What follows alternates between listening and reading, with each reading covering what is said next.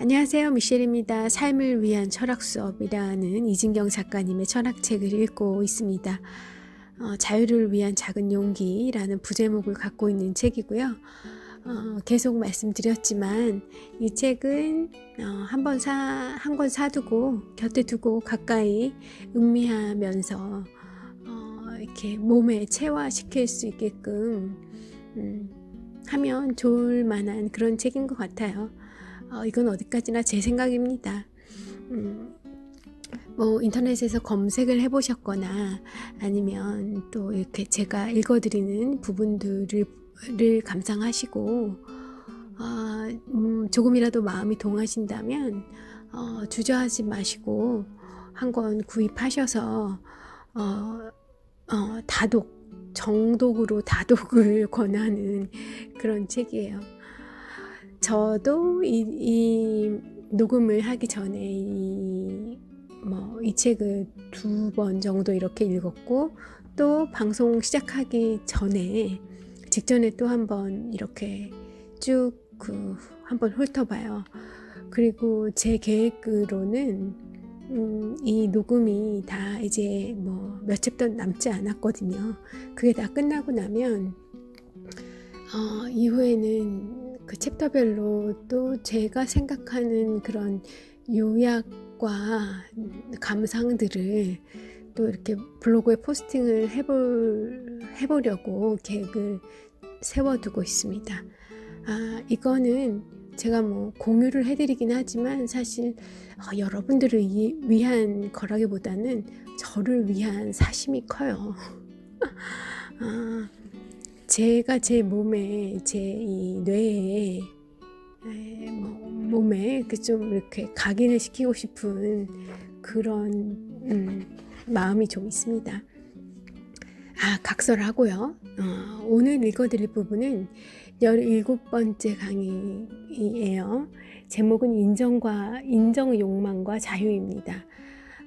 또 부제목을 가지고 있어요. 날선 자존심과 그저 웃는 자긍심의 차이에 대하여. 네, 제목 보면 아시겠죠? 이번 이 강의에서는 자존심과 자긍심의 차이에 대해서 말씀을 해주고 계십니다. 우리 자존심, 자긍심 차이 다 알잖아요. 그렇지만 또 이렇게 한번 이 내용을 들어보시면 또 그 생각이 많이 넓어지실 것 같아요. 네, 이제 제가 이 표시해둔 부분 가서 읽겠습니다. 오늘은 아침이라 목이 좀 많이 잠겨 있어요.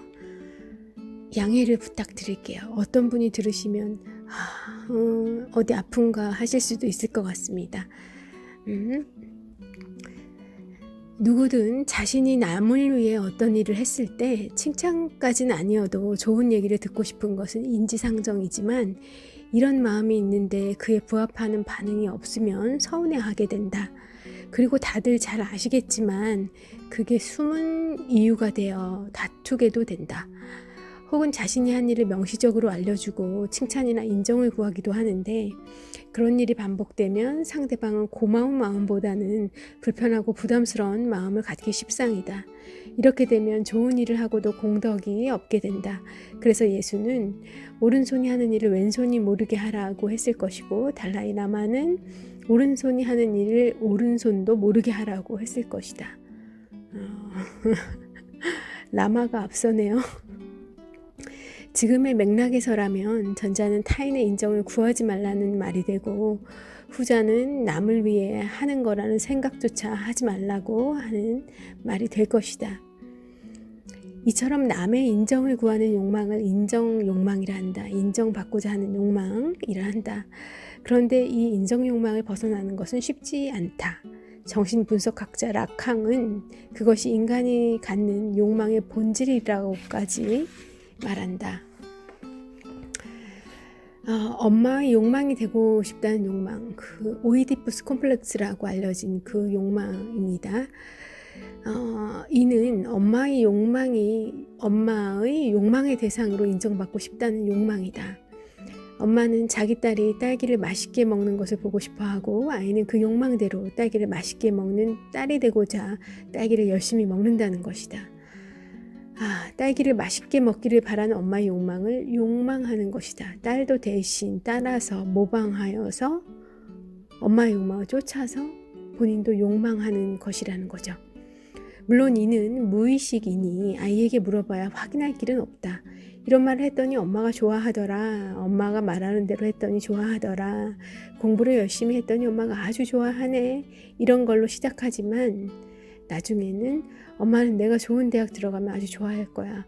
엄마는 내가 대기업에 취직하길 원하고 있어. 등등으로 이어지는 것이 통상이다.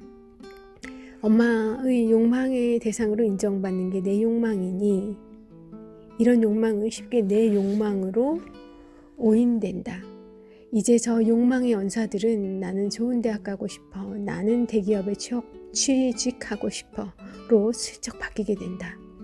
뒤집어 말하면 내가 나의 욕망이라고 생각하는 것은 필경 엄마의 욕망이다. 엄마의 인정을 얻으려는 욕망이 만들어낸 욕망이다. 그 엄마의 욕망을 나의 욕망이라고 동일시하고 오인하는 것이다. 물론 엄마의 인정을 구하는 이런 욕망은 엄마의 욕망만을 뜻하진 않는다. 엄마의 욕망의 대상인 아버지의 욕망을 뜻하기도 하고 엄마는 아버지가 욕망하는 사회적 인정. 따님이 서울대 들어갔다면서요. 좋겠다 하는 얘기를 들을 수 있으면 좋겠다. 이런 사회적 인정을 뜻하기도 한다. 따라서 엄마의 인정을 구하는 인정 욕망은 이런 식으로 아버지나 사회의 인정을 구하는 욕망으로 확장되고 결국 나의 욕망이라고 내가 믿고 있는 것은 실상 엄마, 아버지, 사회 등 타자의 욕망이란 것이다. 인정 욕망이란 그 타자의 욕망을 나의 욕망으로 삼게 만들어 버린 것이다. 돈이나 명예, 출세, 혹은 안정된 가정에 대한 욕망 등이 모두 그런 식으로 내 욕망이 된다. 그것은 무의식이라는 심층의 깊이에까지 침투한 타자의 욕망이다. 라캉이 무의식은 타자의 욕망이다 라고 한 것은 이런 의미에서다. 하지만 이런 욕망이 손을 내민 곳은 아이가 원래 원했던, 내가 원래 원했던 것과는 거리가 먼 것이다. 그래서 이게 아닌가벼 하며 다른 곳으로 옮겨가고 또 옮겨간다. 좋은 대학에서 좋은 직장, 좋은 집 등등으로. 그러나 아무리 여기저기 옮겨가 봐야 원래 원했던 것, 즉 엄마와의 하나됨이 이루어질 수 없는 꿈인 한 그것은 채워질 수 없는 결핍, 텅 빈 공백으로 남아있을 뿐이다. 채워질 수 없는 공백이기에 이게 아닌가벼 참 많이 들었는데 심지어는 평생 여기가 아닌가벼 이게 아닌가벼를 반복하다가 가는 게 인생이라고 하시는 분도 있었어요. 저의 보스 중에. 이게 아닌가벼 하며 다른 대상으로 욕망이 이동하는 것은 끝이 없다. 욕망의 끝이 없는 것은 그것이 채워질 수 없기 때문이다. 이렇게 인간의 본질로까지 소급해서 보면 앞에서 말했던 것처럼 칭찬이나 직접적인 인정을 구하는 경우는 물론 그렇지 않은 욕망까지 모두 인정 욕망이 된다. 사실일까? 모를 일이다. 하지만 이런 식으로 세상을 보게 되면 우리는 필경 남의 인정을 구하는 삶을 사는 존재가 되고 만다. 이는 그들의 삶, 그들에게 인정받고자 하는 것을 피할 수 없는 운명으로 만들어버리는 게 아닐까? 그러나 자신이 하고 싶어서 하는 행동과 남의 시선을 의식해 남에게 인정받기 위해 하는 행동을 둘 다 어차피 그게 그거라고 말해도 괜찮을까? 실은 그걸 구별하는 것이야말로 단지 이론적으로만이 아니라 실제 삶에서도 결정적인 것 아닐까 라고 질문을 던지고 계세요. 전부 다가 아닐지도 몰라요. 엄마의 욕망이 사실 나와 일부 겹쳤을 수도 있고 그렇기도 하지만 사실 많은 부분은 수긍이 되는 부분이죠. 저희가 자라면서 어렸을 때부터 부모님에게 얼마나 의지하고 살아왔는지, 또 얼마나 많은 보살핌을 받으면서 성장을 하게 되는지, 그런 과정을 고려한다면 그런 사회적 욕망, 꼭 부모님의 욕망뿐만이 아니라 우리는 그런 이제 사회가 바라는 것에 대한 사회가 정해놓은 한정해놓은 그런 체제 안에서의 그런 것들을 욕망하게 되죠. 그럴 수밖에 없죠. 교육받는 것도 그렇고 매스컴에서도 그렇고 그런 친구, 선생님, 이웃, 친척, 우리가 만나는 모든 그 사회망, 사회관계에서의 모두가 암암리에 그렇게 우리에게 바라고 주입하는 것들을 우리가 욕망하게 되는 거잖아요. 그것이 정말 나의 욕망과 일치하는지 잘 생각해 볼 필요가 있죠. 네, 그런 것 같습니다. 저도 여태까지 아무 생각 없이 살았고요.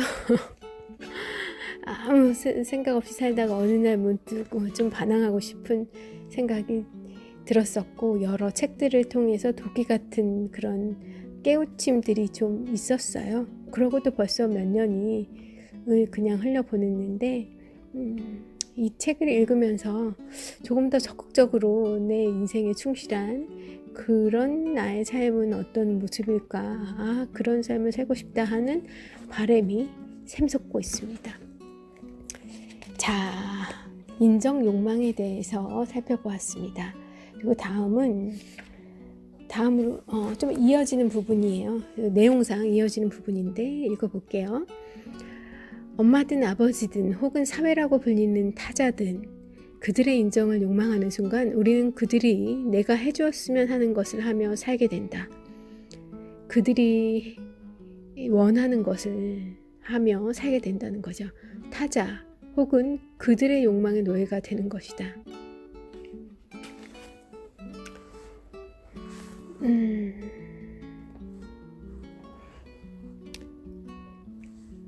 자, 진정 주인이라면 굳이 남의 인정을 받으려 할 이유가 없다. 남이 인정해주든 말든 자신이 진정하고자 하는 것이 있다면, 그리고 그게 할 만한 가치가 있다고 믿는다면 그냥 하면 되는 것이다. 남의 인정을 구하여 싸움질할 정력으로 자기가 하고 싶은 걸 더 열심히 하는 게 주인된 자의 지혜고 자유로운 자의 영혼이다. 남을 지배할 때만, 그에게 주인으로 인정받을 때만 주인이 될 수 있다고 믿는 자는 주인이 아니다. 노예의 인정에 매인 또 다른 노예일 뿐이다. 참 생각하게 만드는 문장입니다. 진정한 주인은 노예를 부리는 노예의 주인이 아니라 바로 자신의 뜻대로 부리는 자신의 주인이다. 이 대목에서 더 읽어드릴 수도 있는데 좀 남겨둘게요. 여러분들이 직접 읽으시도록 좀 남겨둘게요. 그리고 제가 이 부분에서 생각나는 사람이 있어요. 스티브 잡스예요. 스티브 잡스는 참 주인의 삶을 살다 갔잖아요. 우리가 다 알듯이. 그런데 그 사람은 이런 사회로부터 팔기 위해서 그런 이제 아이폰과 같은 그런 제품을 만들어 냈을까요? 그런 시장의 인정, 소비자의 인정을 받고 싶었던 걸까요? 뭐 그럴 수도 있을 것 같고요. 그런데 사실은 그렇다기보다는 그런 게임을 한 게 아니라 본인과의 싸움을 한 것 같아요. 본인의 그 인생이 늘 유한하다고 생각을 하고 그 유한한 삶 동안에 자기가 얼마나 독창적인 세상에 없는 어떤 것을 만들어내기 위해서 그렇다면 그것은 사회의 사람들에게 공감을 얻을 수 있을 것이기 때문에 그런 창조 활동에 매진하다 가신 분이 아닌가 싶거든요. 그러니까 사회의 욕망을 따라 산 것이 아니라 자신의 주인으로 자신의 욕망을 산 그런 아주 유명한 예가 아닌가 싶어서 제게 떠오르는 것 같습니다. 제가 읽었던 부분 외에도 주옥 같은 그런 이야기들이 많이 있어요. 다음은 인정 욕망과 시선에 대한 내용인데요. 짧게만 소개하겠습니다. 인정 욕망, 그것은 우리를 명령하기 이전에 복종하는 노예로, 명령 없이도 복종하는 노예로 만든다. 나를 부리려는 자들의 시선을 욕망하며 그 시선에 맞추어 사는 노예적 삶을 산출한다. 자유로운 삶이란 인정 욕망의 짝인 그 시선, 세상의 시선에서 벗어날 때 시작된다.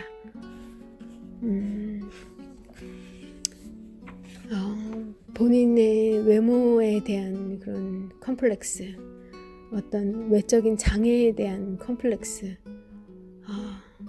굉장히 그것으로부터 벗어나기 힘들잖아요. 그럼에도 불구하고 벗어나야, 그것도 가능한 빨리 벗어날 수 있어야 그런 만큼 더 많이 자유로운 삶을 더 길게 살다 갈 수 있는 것 같아요. 이 시선의 노예가 되었다가 그 시선으로부터 외부의 시선으로부터 자유로워진, 해방된 어떤 그 사례를 너무 가슴에 감동 깊게 와닿는 그런 사례를 들어주셨는데 제가 설명할 재간이 없어요. 그대로 읽자니 너무 많고요. 남겨두겠습니다. 예. 그리고 이 챕터의 제목과 연관된 이제 그런 자존심과 자긍심에 대한 얘기로 넘어가 볼게요. 자존심은 남들에게서 자신에 대한 존중을 얻으려는 마음이다. 남들의 시선 앞에서 자신의 강점을 자랑할 만한 모습을 보여주려는 것이고, 그런 방식으로 남들에게 인정받으려는 욕망이 작동하는 것이다. 그러니까 자존심의 기저에는 인정 욕망이 있다는 거죠. 그런 점에서 자존심은 자의식의 다른 형태다. 남들 눈에 내가 어떻게 비칠까를 근심하는 것, 그게 자의식이다. 그렇게 자존심은 자신의 약점을 감추려 하며 그것이 드러나지 않을까 불안해한다. 만약 그게 드러난다 싶으면 화를 내기도 한다. 반면 자긍심은 자신이 하고자 하는 것에 대한 긍지의 표현이다.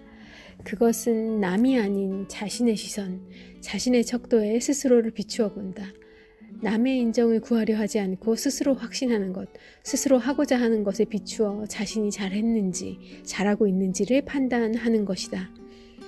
그렇게 자기 삶에 자긍심을 가진이라면 가난을 감추고자 하지도 않을 것이며, 가난이 드러난다 해도 부끄러워하지 않을 것이다. 그건 자신이 선택한 것의 일부고 자신이 긍정하려는 것이니까. 왜 그런 식으로 사느냐고 누가 물으면 굳이 해명할 필요도 느끼지 못할 것이고, 누가 오해할까 걱정하지도 않을 것이다. 잘 알려진 김상용의 시에서처럼 왜 사냐곤 웃지요 식으로 여유 있는 웃음 한 번이면 충분할 것이다. 돈도 학벌도 명예도 다른 어떤 것도 자긍심을 흔들지는 못할 것이다. 오직 자기가 세운 기준만이 자기를 흔들 것이다. 그러나 그 흔들림은 그럼 다시 한번 하며 자신이 긍정할 수 있는 곳을 향해 스스로를 일으켜 세우고 새로 시작하도록 촉발할 것이다. 이 책의 작가님, 이진경 작가님이 이 자긍심이 굉장히 강하신 분 같아요. 앞서 예를 들었던 스티브 잡스도 마찬가지지만 이분이 살아온 그 발자취들을 이 책을 읽으면서 좀 찾아도 보고 봤는데 돈을 버는 것에 더 치중한 삶을 살 수도 있고 결과에 어떨지 모르지만 노력은 해볼 수도 있고 그러셨겠지만 일찌감치 나의 길은 가난하지만 내가 좋아하는 것을 자유롭게 하면서 살겠다 하는 생각이 굉장히 인생의 주인으로 살겠다는 생각이 굉장히 이 젊은 시절에 드셨던 것 같아요. 아마 감옥에서의 경험이 많은 영향을 미치지도 않았나 싶은데요. 네. 아무튼 자긍심에 대해서 얘기하고 있습니다. 자존심은 약한 자들이 자신의 약함을 가리기 위한 방어 기제고 자긍심은 강한 자들이 스스로 갖고 있는 힘에 대한 긍정이다. 전자는 남을 향한 것이라면 후자는 자기를 향한 것이다. 그렇게 자존심은 남 얘기에 귀를 쫓고 세우지만 남의 비판에는 귀가 닫혀 있고 자긍심은 남 얘기에 귀를 세우지는 않지만 남의 비판에는 열려 있다. 자존심은 항상 남들에게 자신을 설명하고 변명하려 하지만 자긍심은 그럴 필요를 느끼지 못한다. 약한 자, 스스로를 믿지 못하는 자는 한 번의 큰 흔들림이나 의심만으로도 붕괴할 수 있지만 강한 자, 스스로를 확신하는 자는 어떤 흔들림이나 의심에도 흔들리지 않기 때문이다. 저는 후자에 속하기는 하는 것 같아요. 근데 그렇지만 그건 저의 천성이 그렇기 때문에 그런 거지 상처는 무지하게 받습니다. 상처는 무지하게 받아왔어요. 앞으로는 안 그러고 싶어서 이 책을 제가 이렇게 마르고 닳도록 읽고 낭독하고 공유하고 그러면서 저에게 세뇌시키고 이러는 거 아닐까요? 남들 앞에 자신을 세우려는 자는 작은 비판도 받아치고 반박해야 하지만 스스로를 확신하는 자는 근본적인 비판이나 의심조차 진지하게 검토하고 받아들일 수 있다. 자, 이제 끝을 향해서 갑니다. 긍정의 긍정, 이중 긍정을 소개하고 있어요. 자긍심이란 자신에 대한 긍정이며 자기 삶을 긍정해서 나온다. 자신의 능력을 긍정하고 자신이 하고자 하는 것, 욕망하는 것을 긍정하는 것이 그것이다. 나의 욕망을 긍정하는 것. 스스로 내가 선택한 나의 그 욕망, 내가 하고자 하는 것을 스스로 긍정한다는 거죠. 그리고 이 진정한 긍정은 이중의 긍정인 것이다. 긍정의 긍정, 이중의 긍정, 긍정의 긍정, 긍정이 2번 나왔어요. 첫 번째 긍정이 이 두 개의 긍정 중에서 첫 번째 긍정은 자신이 하고자 하는 것, 잘 할 수 있는 것을 긍정하는 것이라 하면 나중에 긍정, 2번째 긍정은 그렇게 자신이 긍정하여 선택한 삶으로 인해 야기된 어떤 결과도 긍정하는 것이라는 의미다. 이해 가시겠죠? 진정한 자긍심은 이 2번의 긍정에서 나온다. 2번의 긍정은 남들의 인정을 구하지 않기에 남들의 비난도 또한 남들의 칭찬도 가볍게 받아 넘길 수 있다. 남들의 오해조차도 이들을 동요하게 할 수는 없다. 오해가 있다면 어쩔 수 없는 것이다. 남들이 이해해 주든 오해하여 비난하든 자신이 하고자 하는 것을 긍정하는 것이 2번째 긍정이니까. 그렇기에 이렇게 2번 긍정한 사람을 불행하게 만드는 건 거의 불가능해 보인다. 가난해도 좋고 무명으로 끝나도 좋다며 그림을 그리는 사람을 불행하게 만들 방법은 없다. 물론 그런 이들 역시 사랑하는 이가 떠나거나 죽는 고통이 피해가지 않을 것이며 자신이 하고자 하는 게 뜻대로 되지 않아서 고뇌하는 시간 또한 피할 수 없을 것이다. 그러나 삶을 걸 만큼 좋아하는 것이 있다면, 그걸 2번 긍정할 수 있다면 이런 고통이나 불행은 지나가는 불행, 작은 고통에 지나지 않을 것이다. 자유로운 삶, 그것은 2번의 긍정에서 온다. 자긍심이란 2번의 긍정에서 연유하는 이 자유로운 삶의 표현이다. 그 자유로운 영혼의 편하고 여유로운 웃음이다. 이렇게 자긍심, 자긍심과 자존심을 아주 철저하게 파헤쳐 봤습니다. 그런데 저는 왜 이 자긍심의 마지막에 그 긍정의 긍정, 이중긍정 부분을 읽으면서 문득 이런 사람들이 떠오를까요? 지금 SK 최태원 회장, 최모 회장님, 이혼 청구 소송을 하고 계신 그 분이 그로 인해 잃게 될 많은 재산, 그런 것들 감수해야 하셔야 되는 거죠. 그리고 또 저기 영화배우 김민희 있잖아요. 김민희와 감독님 누구시죠? 제가 성함이 생각이 안 나요. 그런데 그 둘은 사랑의 도피를 했잖아요. 아시겠지만. 그런데 그로 인한 굉장히 많은 어려움들과 어떤 기회를 놓쳐버리는, 그런 시간을 놓쳐버리는,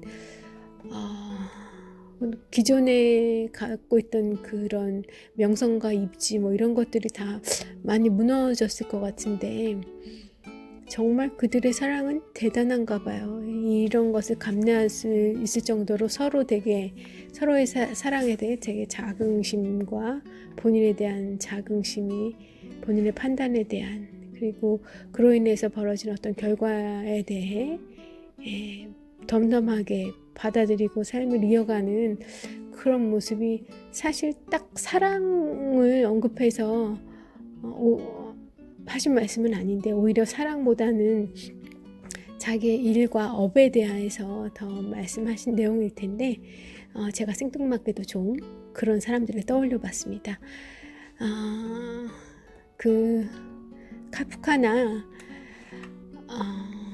카프카나 하루키 이런 사람들도 다 이런 강한 자긍심으로 두 번의 긍정을 실현해내고 그렇게 큰 작가들이 될 수 있었던 것 같아요. 문득 마지막에 간신히 그분들이 떠올랐습니다. 그래요. 그렇게 혹시 그런 이제 내가 잃을 것이 두려워서 아직까지 어떤 본인이 하고 싶은 것을 못 하셨거나 엄두를 못 내고 계신 분들이 있다고 한다면, 이번 챕터가 조금은 도움이 되셨으면 하는 바람입니다.